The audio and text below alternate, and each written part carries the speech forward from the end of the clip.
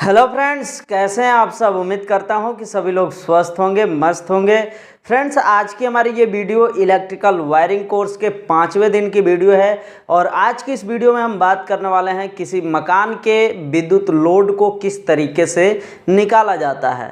Friends, यदि किसी मकान में आपको वायरिंग करना हो या फिर उस मकान में पहले से वायरिंग हो चुकी है, उसमें आपको चेंजर लगाना है या फिर एमसीबी लगाना है या स्टेबलाइजर लगाना है या फिर कोई स्विच लगाना है, तो उन सभी के लिए हमें उस मकान का पूरा लोड निकालना पड़ता है। तो इस वीडियो में इसी विधि के ऊपर चर्चा करेंगे और यहाँ पर हमने एक मकान का पूरा लोड का लिस्ट जो है लिख दिया है। इसी तरह से आप किसी भी मकान का आसानी से लोड निकाल सकते हैं।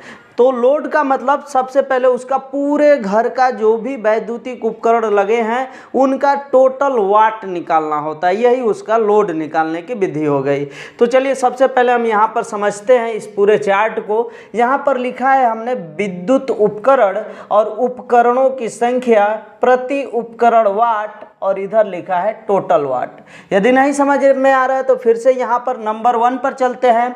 एलईडी लैंप मतलब जो बल्ब होता है, एलईडी वाला सफ़ेद वाला जो बल्ब, वह जो है किसी मकान में, जिस मकान का हम अभी विद्युत लोड निकालने जा रहे हैं उस मकान में 10 जो है कि एलईडी लैंप लगा है। उपकरणों की संख्या में हमने 10 लिखा है, यानी कि जो एलईडी लैंप है वो 10 लगा हुआ है और प्रत्येक एलईडी का कितना वाट है तो 10 वाट की एलईडी लगी हुई है। जो एलईडी वाला बल्ब होता है 10 वाट का 10 गो लगा हुआ है। तो यानी टोटल वाट कितना हो जाएगा तो 10 गुणे 10 माने 10 गुणे 10 बराबर 100 वाट। यहाँ पर हमने पहले वाली लाइन में क्लियर कर दिया। उसके बाद उसी मकान में टीवी भी है और टीवी जो होता है वह एक लगा हुआ है मकान में और वह 100 वाट का टीवी है। तो यहाँ पर हम लिखेंगे उपकरणों की संख्या है 1 गुणे में 100 बराबर 100 वाट।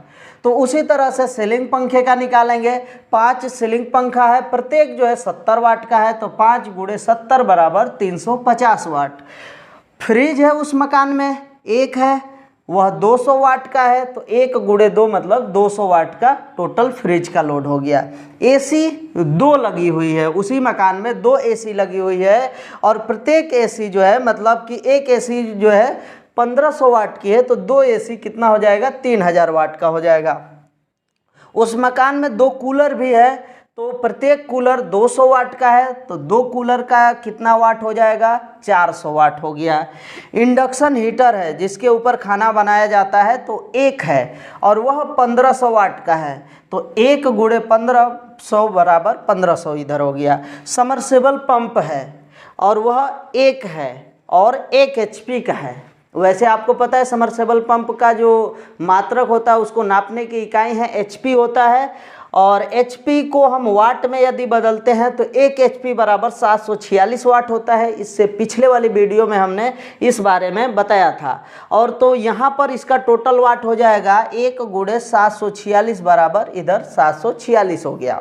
अब हम क्या करेंगे, जो ये वाट निकला है टोटल, जो बराबर के बाद वाला जो है उन सभी को हमने जोड़ दिया है। जोड़ने पर ये आंसर आ गया है 6396 वाट। मतलब उस मकान का टोटल लोड जो है 96 मतलब 6396 वाट आ गया है। अब इसमें हमें क्या करना है, स्टेबलाइजर लगाना है। मान लेते हैं कि उस मकान में हमें एक स्टेबलाइजर लगाना है इन सभी को चलाने के लिए, तो हम कितने केवीए का स्टेबलाइजर लगाएंगे। तो सबसे पहले तो आपको उस मकान का पूरा टोटल वाट निकालना पड़ेगा और उसके बाद आपको यह जानकारी होना जरूरी है कि 1 केवीए का जो स्टेबलाइजर होता है टोटल 800 वाट का लोड जो है लेकर के चल सकता है।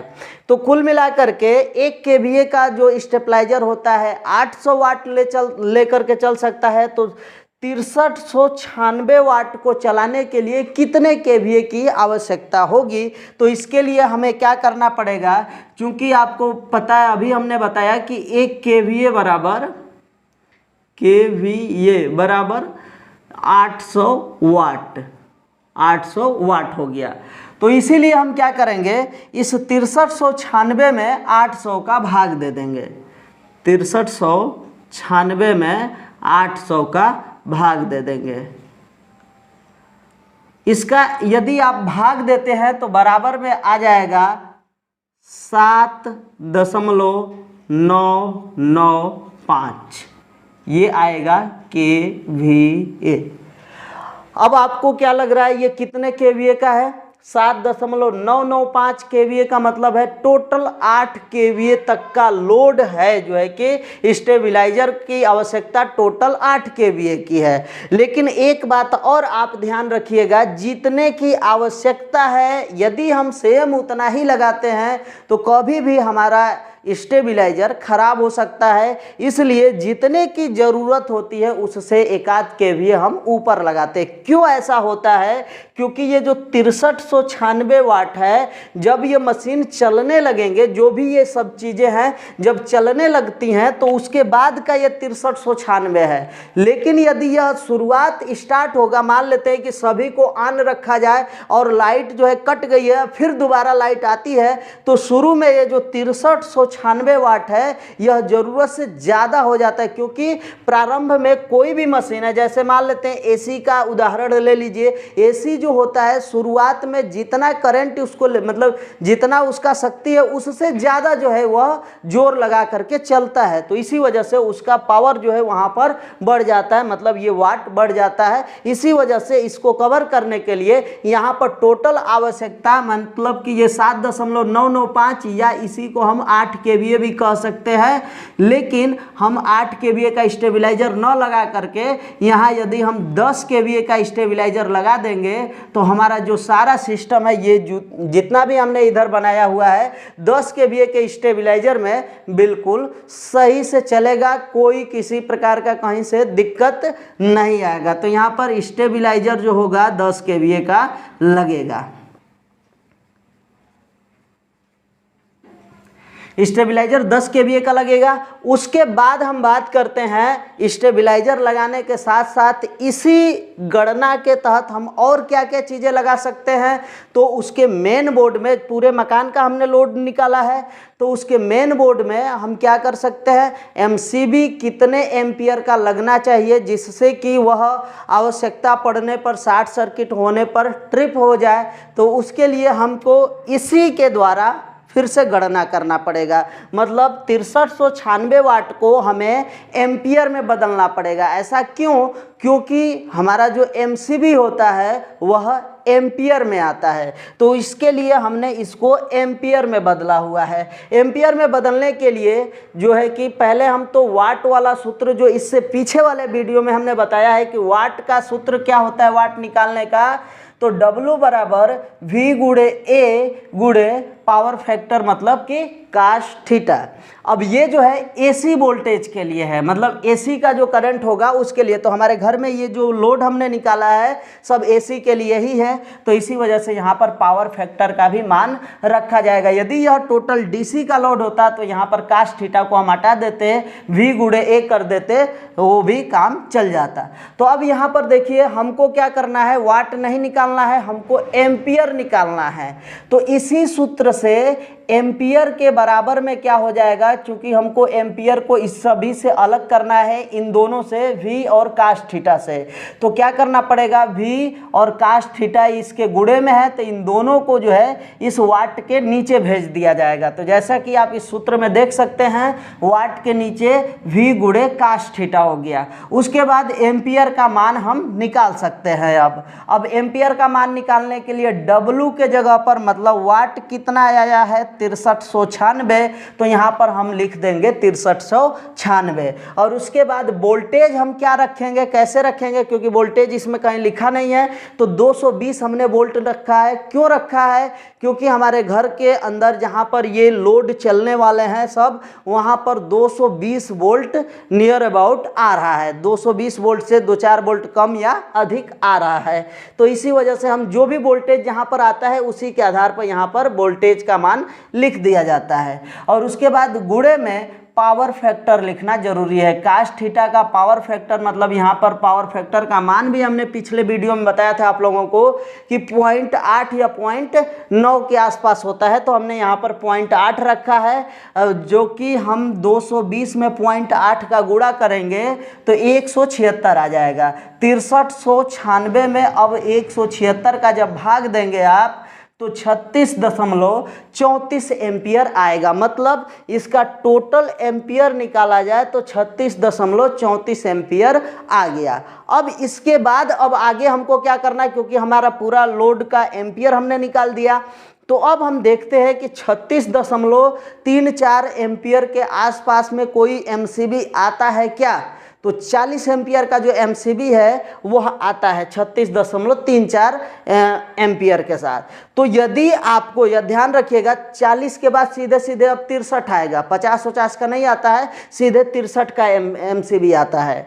तो अब आपको ध्यान रखना है कि यदि आप इन सभी लोड को एक ही साथ ऑन या एक ही साथ ऑफ करते हैं तो यहाँ 40 एम्पियर का नहीं बल्कि 63 एम्पियर का लगेगा, क्योंकि हमने शुरू में ही आप लोगों को बता दिया है कि जब भी चलेंगे पूरा का पूरा लोड यदि एक ही बार चलेगा तो इससे 1 से 1.5 गुना जो है कि करंट का मान जो है बढ़ जाता है। तो ये 36 है तो 40-50 तो ऊपर चला जाएगा, तो तुरंत आपका एमसीबी जो है ट्रिप हो जाएगा यदि आप 40 एम्पियर का लगाएंगे तो इसी वजह से हम यहाँ पर लगाएंगे जो एमसीबी है 63 एम्पियर का।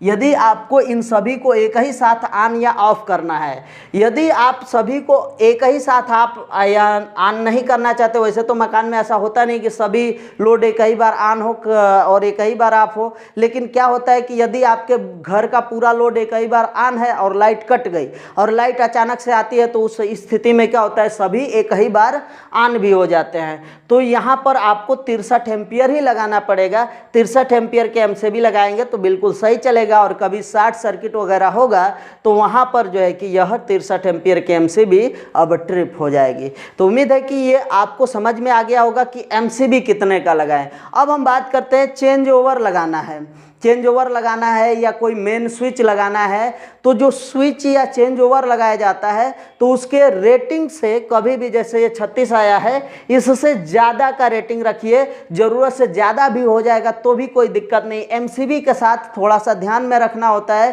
क्योंकि एमसीबी को ट्रिप जब होता है, एमसीबी मतलब कि कभी शॉर्ट सर्किट होता है तो वह पूरे मकान के लोड को बंद भी करता है। इसी वजह से इसको रेटिंग को ध्यान में रखा जाता है।